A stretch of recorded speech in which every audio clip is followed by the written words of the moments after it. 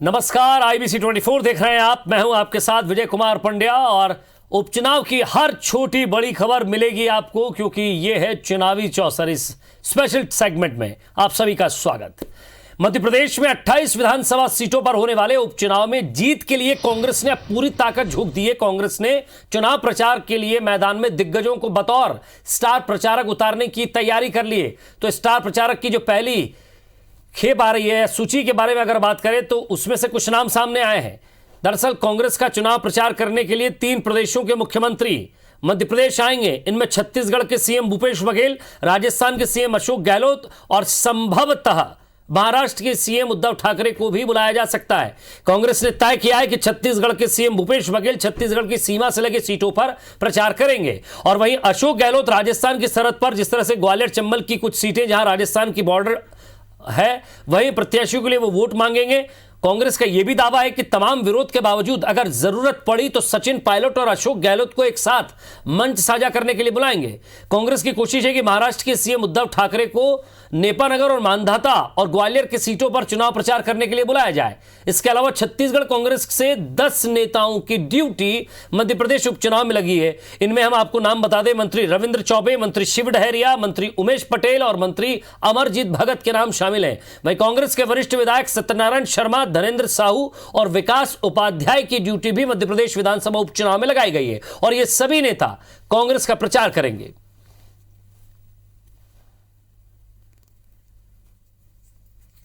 मध्य प्रदेश में कांग्रेस का चुनाव प्रचार करने 3 राज्यों के मुख्यमंत्री मध्य प्रदेश पहुंचेंगे। छत्तीसगढ़ से भूपेश बघेल, महाराष्ट्र से उद्धव ठाकरे और राजस्थान से अशोक गहलोत मध्य प्रदेश में कांग्रेस के लिए उपचुनाव का प्रचार करेंगे। सर, क्या तैयारियां हैं? स्टार कैंपेनर में 3 बड़े मुख्यमंत्री आपके शामिल हैं।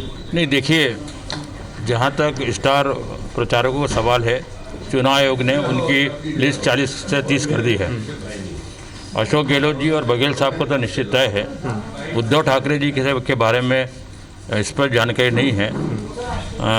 वो चूँकि वहाँ पर कांग्रेस समर्थित सरकार है, इसलिए वो यदि आना चाहेंगे तो उनका स्वागत है, परंतु अभी तिथियाँ और उनका स्थान अभी तय नहीं हुआ। कहाँ किन क्षेत्रों में इनको चुनाव के लिए, प्रचार के लिए भेजा जाएगा? कुछ खास ऐसी जगह चिन्हित की गई, चूँकि छत्तीसगढ़ की सीमा से भी लगा है, महाराष्ट्र की सीमा से मध्य प्रदेश लगा है। जैसे जहाँ पर छत्तीसगढ़ की सीमा से अनूपपुर लगा है और वहाँ के मुख्यमंत्री तो प्रदेश में भी रहे हैं, तो बघेल साहब का जहाँ जहाँ उपयोग होगा, जहाँ हमारे उम्मीदवारों द्वारा किसी भी नेता की मांग की जाएगी, स्वाभाविक है कि वहाँ उनको भेजा जाएगा। दूसरा ये है कि जो राजस्थान से लगी हुई क्षेत्र हैं, वहाँ पर राजस्थान से हमारे वहाँ के मुख्यमंत्री और अन्य नेता भी वहाँ पर आ रहे हैं। सर, अशोक गहलोत और सचिन पायलट क्या साथ मंच शेयर करेंगे उस क्षेत्र में? करेंगे, क्यों नहीं करेंगे, जरूरी होगा तो करेंगे, परंतु हमको ये लगता है कि अलग अलग क्षेत्रों में, क्योंकि समय बहुत कम है और वास्तविक चुनाव तो नाम वापसी के बाद होगा। यदि उनको अलग अलग क्षेत्रों में जाना होगा तो जाएंगे, और जहाँ हम उनसे निवेदन करेंगे जहाँ जरूरी है साथ चले जाएँ। प्रियंका गांधी का क्या है सर, वो भी आएंगे? उनका कोई अभी जानकारी हमको नहीं, प्रदेश कांग्रेस कमेटी को नहीं है।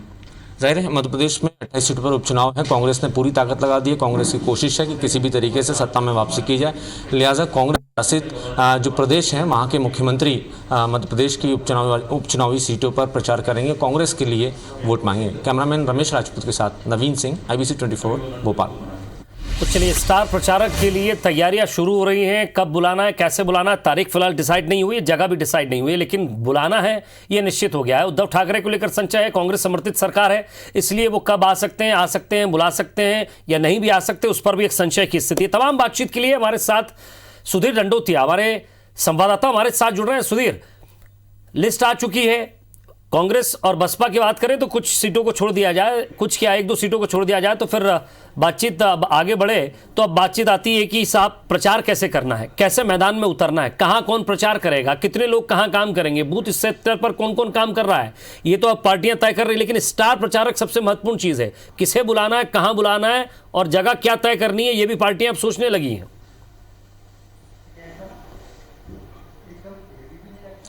देखिए, निश्चित तौर पर विजय पार्टियां सोचने लगी है और दौरे कार्यक्रम तय किए जाने लगे हैं। मध्य प्रदेश के अंदर बीजेपी के पास में एक लंबी फहरिस्त है। मुख्यमंत्री शिवराज सिंह चौहान, ज्योतिरादित्य सिंधिया, जो कि कभी कांग्रेस के स्टार कैंपेनर हुआ करते थे, अब बीजेपी के साथ में, लिहाजा बीजेपी को केंद्रीय नेताओं के बजाय अपने जो मध्य प्रदेश के बड़े चेहरे हैं उनको चुनाव मैदान में उतारने की तैयारी बीजेपी कर रही है। पर लेकिन कांग्रेस की बात करें तो व्यक्तिगत तौर पर पूर्व मुख्यमंत्री कमलनाथ के जो संबंध है, उनके संबंधों के चलते कई ऐसे नेता पूरे देश भर में जो चर्चित चेहरे या बड़े चेहरों के तौर पर पहचान कांग्रेस के अंदर रखते हैं और जिनका प्रभाव जो है पूरे देश में माना जाता है, वो मध्य प्रदेश की इस पूरे उपचुनाव में रुक कर सकते हैं। हालांकि अगर बात की जाए तो ऐसे कई नेताओं के दौरे कार्यक्रम तय भी किए जा रहे हैं। पर लेकिन जहां तक छत्तीसगढ़ की बात करें तो छत्तीसगढ़ मध्य प्रदेश का साल 2000 पहले से हिस्सा रहा है। लिहाजा मध्य प्रदेश में अगर बात की जाए तो 10 कांग्रेस के सीनियर नेताओं की ड्यूटी मध्य प्रदेश में कांग्रेस की ओर से लगाई गई है। और इसके अलावा मुख्यमंत्री भूपेश बघेल छत्तीसगढ़ के जो है वो भी मध्य प्रदेश की अलग अलग सीटों पर प्रचार करते हुए नजर आएंगे, क्योंकि लोकसभा चुनाव के दौरान विजय हमने देखा था कि छत्तीसगढ़ के जो मुख्यमंत्री थे भूपेश बघेल, उनको न केवल राजगढ़, भोपाल, बल्कि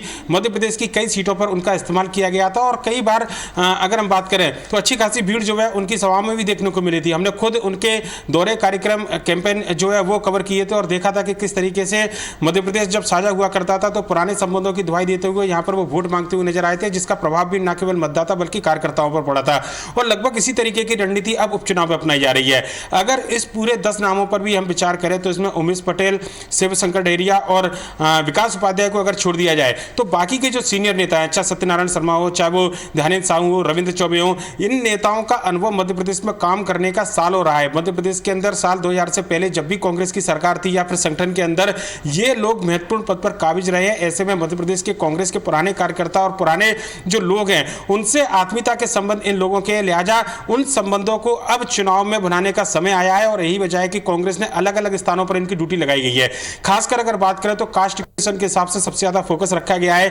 जहां पर ब्राह्मण मतदाता है वहां पर विकास उपाध्याय और रविंद्र चौबे का इस्तेमाल किया जाएगा। इसके अलावा ध्यानेंद्र साहू सुर्खी के अंदर जाएंगे, जहां पर पारुल साहू जो है वो कांग्रेस के उम्मीदवार है और साहू वर्ग का एक बड़ा मतदाता वोटर जो है वो इस क्षेत्र में रहता है। लगभग अनूपपुर की बात करें तो यहां पर छत्तीसगढ़ के कई नेता, चूंकि छत्तीसगढ़ की सीमा से लगा है, लिहाजा बड़े नेताओं के अलावा जो कार्यकर्ता है उनकी भी ड्यूटी यहां पर लगाई जा रही है। इसके अलावा अगर छत्तीसगढ़ के मुख्यमंत्री भूपेश बघेल की बात करें तो ब्यावरा सीट, जहां पर पिछली बार उन्होंने प्रचार किया था राजगढ़ सीट के लिए लोकसभा में, उस ब्यावरा सीट के अंदर चुनाव है। ऐसे में एक बार फिर से ब्यावरा के अंदर वो प्रचार करते हुए नजर आएंगे। इसके अलावा अगर बात किया तो मध्य प्रदेश के सुर्खी और जो सावेर क्षेत्र है, ग्रामीण अंचल, जहां पर माना जा रहा है कि छत्तीसगढ़ की कई योजना ऐसी है जो कि किसानों के लिए शुरू की गई थी, गोधन न्याय योजना, जिसको घोषणा पत्र में शामिल भी किया गया है। तो ऐसे ग्रामीण क्षेत्रों पर जहां पर चुनाव हो रहे हैं और किसान बड़ी संख्या में मतदाता है, वहां पर उन कामकाजों को लेकर भूपेश बघेल के भी दौरे कार्यक्रम जो है वो मध्य प्रदेश के अंदर तय किए जा रहे हैं। कहना होगा कि पूर्व मुख्यमंत्री कमलनाथ के जो संबंध है उनको उपचुनाव में पूरी तरीके से कांग्रेस इस्तेमाल करेगी और जहां जिस बड़े नेता की आवश्यकता है, क्योंकि छत्तीसगढ़ के 10 नेताओं को हमने बताया, मुख्यमंत्री का बताया, इसके अलावा देश भर के भी कई ऐसे नेता जो एनडीए के बाहर हैं और कई राज्यों में मुख्यमंत्री है, चाहे शिवसेना के उद्धव ठाकरे की बात की जाए, अशोक गहलोत की बात की जाए, ये तमाम ऐसे चेहरे हैं जो कि मध्य प्रदेश की सीमा से चूंकि इनके राज्य लगते भी है और यहां पर कई स्थानों पर उनका प्रभाव भी है। यही वजह है कि इन बड़े नेताओं को मध्य प्रदेश में लाया जाएगा और मध्य प्रदेश में अब जो है कांग्रेस के लिए देश भर के जो बड़े चेहरे वो प्रचार करते हुए नजर आएंगे। विजय, लेकिन सुधीर, क्या बीजेपी की तरफ से पत्ते खोले गए हैं? क्या बीजेपी अपने किन स्टार प्रचारकों को उतारेगी, किनको लेकर आएगी, कौन कौन लोग नजर आएंगे, कुछ जानकारी इस बारे में? देखिए, मध्य प्रदेश के जो चुनाव है उसमें केंद्रीय नेतृत्व का दखल इस बार काफ़ी कम रहेगा। मध्य प्रदेश के अंदर बीजेपी को लगता है कि सक्षम जो नेता हैं काफ़ी बड़ी संख्या में है, लिहाजा अगर बात की जाए तो बड़े चेहरे, चाहे मुख्यमंत्री शिवराज सिंह चौहान की बात करें, ज्योतिरादित्य सिंधिया की बात करें, सबसे ज़्यादा दौरे कार्यक्रम इन्हीं दोनों लोगों के तय किए जा रहे हैं, क्योंकि चुनाव जो है मध्य प्रदेश के अंदर वो इन्हीं चेहरों के इर्द गिर्द लड़ा जा रहा है।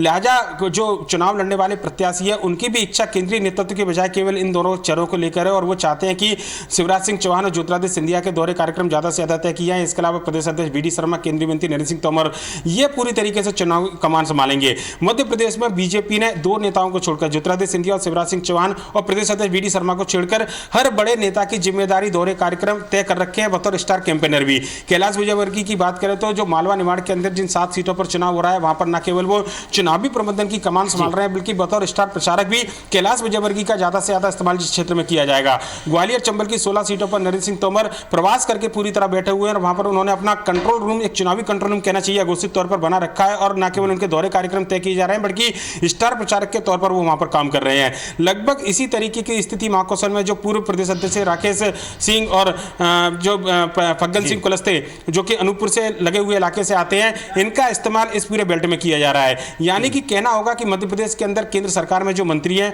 उनका इस्तेमाल चुनाव प्रचार में किया जाएगा, बतौर स्टार प्रचारक उनको लाया जाएगा। इसके अलावा अगर सवाल इसमें ये बनता है कि कुछ सीटें ऐसी है जहां उमा भारती का भी दबदबा है, क्या वो मंच पर जरूर दिखी है, तो क्या प्रचार में भी दिखेंगी? निश्चित तौर पर देखिए, अशोकनगर जिले की बात करें, सागर की बात करें, सुर्खी विधानसभा की मुकाबली या फिर अशोकनगर प्रॉपर विधानसभा की बात करो, बड़ा मलेरा जहां पर खुद उमा भारती विधायक रह चुकी है, कम से कम इस सीट पर तो वो पूरी तरीके से सबसे बड़ी स्टार कैंपेनर रहने वाली हैं और उनकी चुनावी ड्यूटी या चुनावी कार्यक्रम भले ही घोषित तौर पर बीजेपी की ओर से तय नहीं किए गए हैं, पर लेकिन बतौर स्टार प्रचारक उमा भारती इन चुनावों में वोट मांगती हुई नजर आएंगी और वो खुद अपनी ओर से कह चुकी हैं कि ये चुनाव, चूंकि सरकार इस समय बीजेपी ने बनाई थी, वो कांग्रेस के शासन से उनका बयान था कि तंग बनाई थी और ऐसे में बीजेपी की सरकार के साथ में उनका समर्थन है, सरकार बनी रहे, जहां पर उनका इस्तेमाल किया जाएगा वो जरूर जाएंगी। और बड़ा मलेरा जो कि उनके प्रभाव की सीट मानी जाती है, बुंदेलखंड की अगर सीटों की बात करें तो उसमें सुर्खी और बड़ा मलेरा दो ऐसी सीटें हैं जो कि उमा भारती के प्रभाव में बुंदेलखंड के अंदर आती हैं, लिहाजा वहां पर उमा भारती के ज्यादा से ज्यादा दौरे कार्यक्रम जो है वो बीजेपी तय करने में लगी है। विजय, शुक्रिया सुधीर, नजर बनाए रखिएगा, आगे भी आपसे अपडेट लेते रहेंगे। तो लगातार अपडेट आपको देते जा रहे हैं। इंदौर सीट की अगर बात की जाए तो इंदौर की सांवेर सीट जीतने के लिए बीजेपी ने पूरी ताकत झोंक रखी है। बूथ स्तर पर बीजेपी पदाधिकारी और कार्यकर्ताओं में जोश भरने के लिए उन्हें विधि विधान से संकल्प दिलवाया जा रहा है। खुद मुख्यमंत्री शिवराज सिंह चौहान मंडल स्तर के पदाधिकारियों को जीत के टिप्स दे रहे हैं। आज सीएम शिवराज सिंह चौहान ने सांवेर विधानसभा के मंडल, बूथ और पन्ना प्रमुख पदाधिकारियों से सीधी चर्चा भी की और सभी कार्यकर्ताओं को बूथ पर बीजेपी को जिताने के लिए गणेश संकल्प दिलाया गया है। दरअसल इन दिनों अधिक मास चल रहा है जिसमें पुरुषोत्तम मास भी उसे कहा जाता है और इस पवित्र महीने में गणेश संकल्प लेने पर हर मनोकामना पूरी होती है और इसी को ध्यान में रखते हुए मंडल के पदाधिकारियों ने हाथ में पूजा की सुपारी देकर मंत्रोच्चार के साथ संकल्प दिलाया है और इन पदाधिकारियों को यह सुपारी तक अपने पास रखने को कहा गया है जब तक कि संकल्प पूरा ना हो जाए। मुख्यमंत्री शिवराज सिंह चौहान ने भी इस नए प्रयोग की तारीफ करते हुए कहा कि यह संकल्प भोपाल तक जाना चाहिए। अभी अभी संकल्प लिया है और जय ऐसी होए कि उस संकल्प का प्रकटीकरण कम से कम भोपाल तक तो पहुंच जाए। देखिए, पुरुषोत्तम मास है और इसको हम संकल्प की दृष्टि से बोलते हैं तो समाज हित में और ऐसा संकल्प जो सार्वजनिक रूप से सार्वजनिक के हित में अगर लिया जाता है तो संकल्प पूरा होता है, ऐसी हमारी मान्यता है। और मुख्यमंत्री शिवराज सिंह चौहान ने मध्य प्रदेश की 4120 किलोमीटर की 13,000 ग्रामीण सड़कों का वर्चुअल लोकार्पण किया है। इसमें पंचायत एवं ग्रामीण विकास विभाग के 47 बड़े पुल भी शामिल हैं। मुख्यमंत्री शिवराज सिंह चौहान ने इस दौरान कई गांव के सरपंचों से बात कर उनका हालचाल जाना, गांव के बारे में जाना। मुख्यमंत्री शिवराज सिंह चौहान ने सरपंचों से बात करते हुए मोदी सरकार के 3 कृषि कानूनों को लेकर फीडबैक भी लिया। उधर कांग्रेस ने मुख्यमंत्री शिवराज सिंह चौहान पर झूठ बोलने का आरोप लगाया है। कांग्रेस ने पूछा कि सीएम शिवराज ये बताएं कि मार्च में बीजेपी की सरकार बनी है, 3 महीने लॉकडाउन में कोई काम नहीं हो सका है, तो बचे हुए 2 महीने में 13,000 ग्रामीण सड़कें कैसे बन गई। कांग्रेस मीडिया कमेटी के उपाध्यक्ष भूपेंद्र गुप्ता ने कहा कि सीएम शिवराज सिंह चौहान झूठ बोलने में उस्ताद हैं क्योंकि ये सड़कें कमलनाथ सरकार ने बनाई हैं।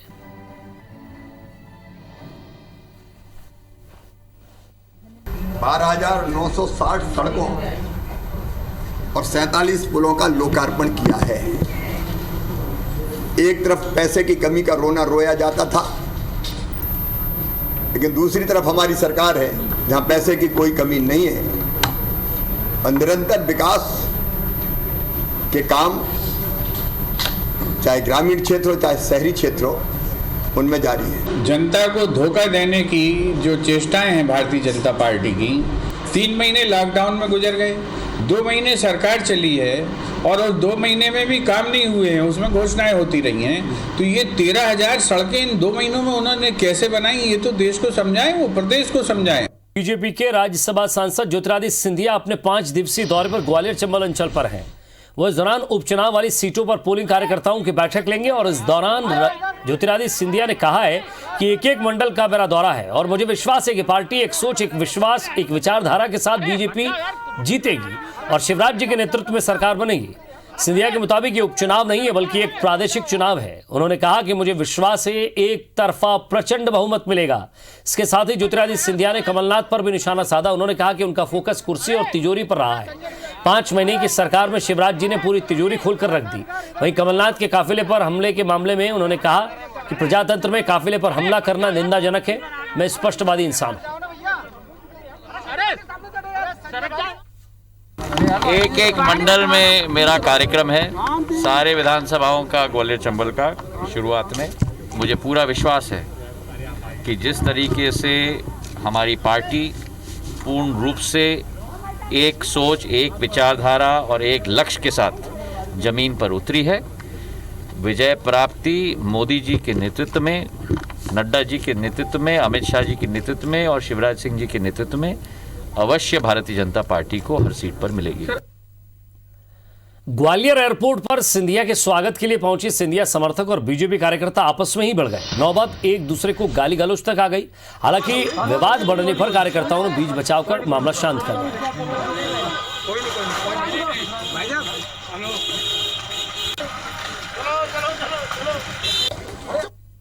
हम सब एक पार्टी के लोग हैं, हमें आपस में बिल्कुल मतभेद भुलाकर काम करना चाहिए। उपचुनाव का टाइम है और उनको मैं समझाइश भी दूंगा कि ऐसे काम ना करें, इससे कि मतलब आपस में कोई रंजिश हो।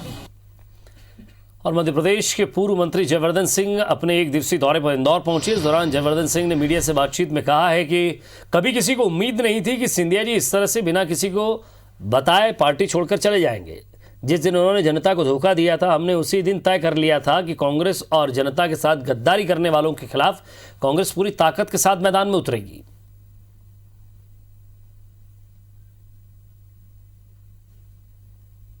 जनता के वोट को बेचकर बीच कार्यकाल में दूसरी पार्टी में शामिल हो जाए जिसके खिलाफ जनता ने वोट किया था, तो इससे बड़ा अपमान जनता का नहीं हो सकता।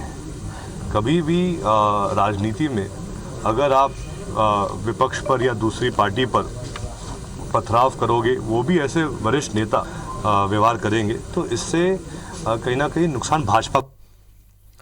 और छतरपुर जिले की बड़ा मलहरा विधानसभा सीट पर कांग्रेस की प्रत्याशी रामसिया भारती का विरोध शुरू हो गया है। कांग्रेस से टिकट के दावेदार आनंद सिंह ने कांग्रेस नेताओं पर पार्टी के स्थानीय नेताओं की उपेक्षा का आरोप लगाया। उन्होंने कहा है कि एक बार फिर भारी प्रत्याशी को बड़ा मलहरा क्षेत्र की जनता पर थोप दिया है, इसका खामियाजा उन्हें चुनाव में उठाना पड़ेगा। आनंद सिंह ने जिले के कांग्रेस नेताओं को धमकी देते हुए कहा है कि इनके इशारे पर ही भारी प्रत्याशी रामसिया भारती को टिकट दिया गया। उन्होंने ऐसे नेताओं को इस बार चुनाव में सबक सिखाने की बात कही है। वहीं कांग्रेस का कहना है कि पार्टी ने योग्य कार्यकर्ता को अपना प्रत्याशी बनाया है। जो विरोध कर रहे हैं वो सब शांत होकर पार्टी का काम करेंगे। वहीं कांग्रेस प्रत्याशी का कहना है कि वो उनके परिवार के लोग हैं, उन्हें मना लेंगे। अपना नेता कैसा हो, आनंद भैया जैसा हो, अपना नेता कैसा हो, आनंद भैया जैसा हो। कांग्रेस पार्टी जिंदाबाद, कांग्रेस पार्टी। क्षेत्र के प्रत्याशी थे, उनके साथ बहुत बड़ा छलावा किया है, क्योंकि हर बार कांग्रेस बाहर के प्रत्याशियों को उतार के यहाँ के कार्यकर्ताओं की अनदेखी करती चली आ रही है। इसका इस बार कांग्रेस को बहुत बड़ा खामियाजा भुगतना पड़ेगा। रामसिया भारती जी बड़ा मलहरा विधानसभा की कार्यकर्ता लंबे समय से कांग्रेस पार्टी में सक्रिय रही हैं। स्थानीय कार्यकर्ताओं के विरोध करने का कांग्रेस पार्टी की प्रत्याशा इतनी परिपक्व है कि आने वाले 2-4 दिनों में सारे कार्यकर्ताओं को वे मना लेंगी और सारे कार्यकर्ता मिलकर इस भारतीय जनता पार्टी के खिलाफ प्रचार करेंगे और चुनाव जीतेंगे। संत प्रवृत्ति की हो, संत हूँ, तो मुझे क्षेत्र की जनता बहुत प्यार करती है और मुझे क्षेत्र के ही मानते हैं। वो लोग सब क्षेत्र का मानते हैं कि मेरे क्षेत्र की हैं। और उपचुनाव को लेकर भाजपा ने संकल्प पत्र जारी किया है, जिस पर कांग्रेस के पूर्व मंत्री बृजेंद्र सिंह राठौर ने बीजेपी पर हमला बोला। राठौर के मुताबिक जो बीजेपी कभी अपने वादों को पूरा नहीं करती, उसके संकल्प पत्र से कुछ नहीं होगा। राठौर ने कहा कि बीजेपी का यह हथकंडा है कि लोगों का बिकाऊ विधायकों के मामले से ध्यान हटाया जाए।